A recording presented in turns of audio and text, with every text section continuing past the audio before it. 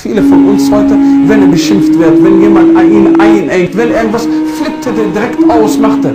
Rasul sallam wurde beschimpft, er hat das mit seinen eigenen Ohren gehört.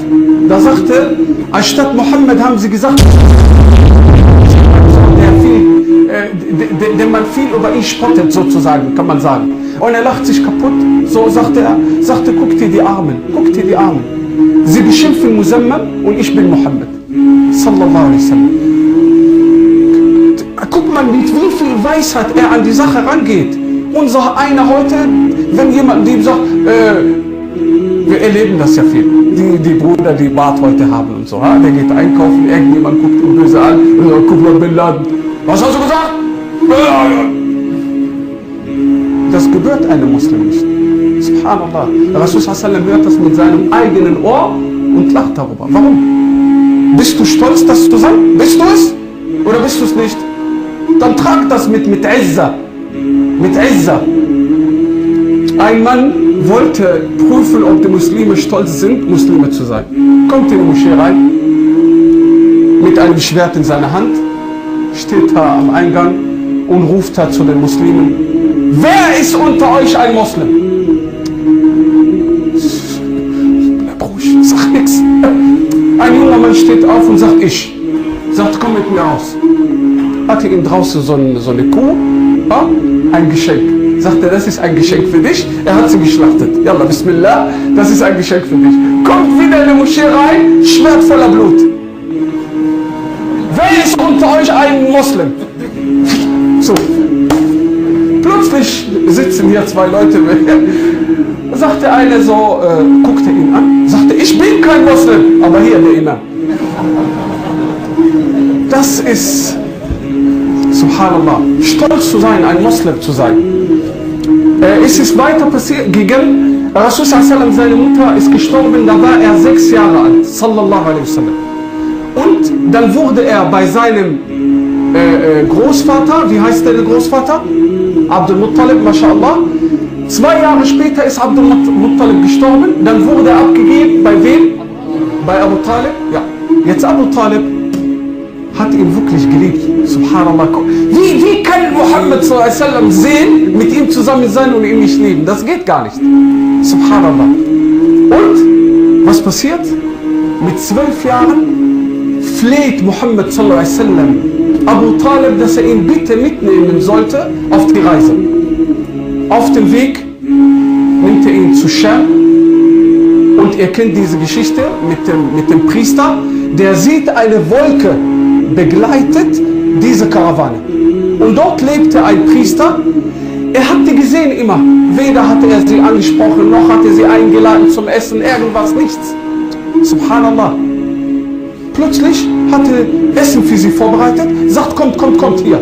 Und alle bitte, alle, keiner soll ein Sklave, ein kleines Kind, keiner soll draußen bleiben. Alle sind eingeladen bei mir. Sie kommen alle rein, aber er sieht, dass die Wolke weiter bleibt. Sagte, ich habe euch gesagt, ihr sollt alle hier reinholen. Sagte, wir sind alle hier drin. Sagte, das kann nicht sein. Ach so, da ist ein kleiner Junge, der ist 12 Jahre alt, der ist draußen. Ich dachte, holt ihn hier rein. Der holt ihn rein und sieht die Anzeichen, dass er ein Prophet sein wird. Sallallahu alaihi wasallam. Erstmal, weil er da an diesem Baum gesessen hat.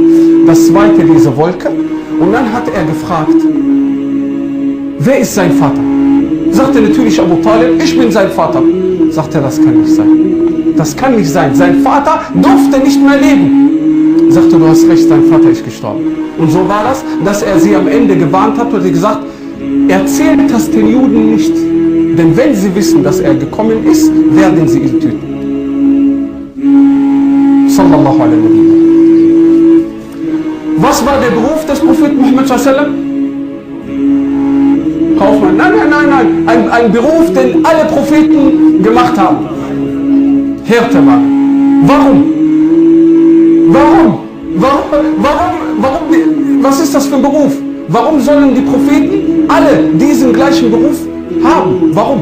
Was steckt denn dahinter für eine Weisheit? Komm, aha. Und er lernt auch, sich um alle zu kümmern. Das ist es. Das ist sozusagen ein Training. ein Anfangstraining, inshallah. Und dieser Hadith ist überliefert von Abi Huraira.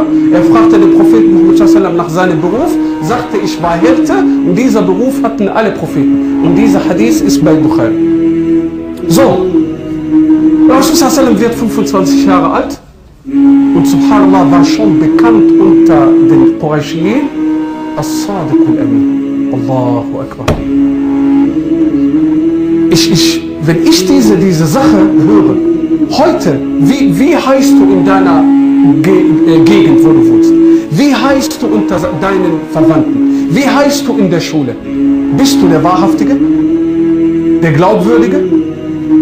Oder der Amokläufer? Oder der Schlägertyp? Ja, wie heißt du? Hast du dir einen Namen gemacht, damit du Yawm al-Qiyamah kommst und sagst, oh Allah, ich wurde so und so genannt?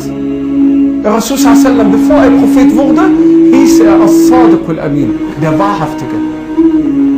Er hat die Wahrheit gesprochen und er war vertrauenswürdig, weil es gebührt sich nicht von den Akhlaq, dass jemand dir was anvertraut, dass jemand dir was leiht und du handelst untreu. Gibt's das nicht, hast nichts davon. Heute gibt es Muslime, der kommt, der leiht sich Geld. Assalamu alaikum. Was mit denn 300 Euro für Bruder? Und er kauft sich ein neues Auto und er heiratet ganz groß und er macht und tut und die Alufelgen, aber er hat die 300 Euro nicht zu bezahlen. Rasul sallallahu alaihi wasallam hatte bessere Eigenschaften, die sollten wir nachahmen. As-Sadiq al-Amin sallallahu alaihi wasallam. Und dann diese Eigenschaft sah eine Frau namens Khadija bint Khuwaylid radiyallahu anha wa ardaha, die beste Frau. Und er hat für sie gearbeitet und sie sah auf einmal, wie viel Segen in ihre Arbeit kommt. Er geht, macht eine Handelsreise, kommt zurück, so viel Segen. Das Geld stimmt. Alles stimmt. Nicht wie die anderen, die vorher gearbeitet haben. Da fehlte was und da fehlte was. Sah ihn und hat ihn geheiratet. Mit 25 Jahren. Heute, die Muslime, sie war vorher verheiratet. Der Vater sagt zu ihr, Sohn, eine verheiratete Frau kommt bei mir nicht ins Haus. Warum? Fehlt ihr ein Bein? Fehlt ihr ein Auge? Ittaqullah! Wallahi al-Azim! Wir mussten den Muslimen heute sagen, fürchtet Allah! Diese Schwester, Wallahi, ich kenne Probleme am Telefon. Verheiratet. Der Bruder kommt, mashallah, er praktiziert. Es gibt eine Frau, die ist auch praktizierend. Die war aber verheiratet. Auf gar keinen Fall, nur über meine Leiche. Ich bin Marokkaner, sie ist Türkin. Türkin kommt nicht ins Haus. Die Türkin kommt, subhanallah, letzte Woche habe ich einen Satz gehört, der ist mir unter die Haut gegangen. Ich habe Schmerzen in den Armen bekommen. Eine Türkin will einen Marokkaner heiraten. Ihr Vater hat gesagt, willst du jemanden heiraten, der der Religion der Araber folgt? Wo kommt der Rasul sallallahu alaihi wasallam? Aus Kasachstan? Ich frage euch, hat nicht Allah subhanahu wa ta'ala gesagt, wir offenbaren den Koran in arabischer Sprache? Rasul sallallahu alaihi wasallam ist 25 Jahre alt, heiratet eine Frau, die ist 40 Jahre alt. Heute, er ist 70 und will eine 20-Jährige. Wallahi ist es mir passiert, ein Bruder ist gekommen, 76 Jahre alt, sucht eine Frau. Wir haben gesagt, es gibt eine Schwester, die ist 50 Jahre alt, war mal verheiratet. So, ich gesagt, willst du mir eine Oma? Wallahi hat er mir das gesagt. Ich habe gesagt, Bruder, such selber. Subhanallah. Ja, was willst du machen?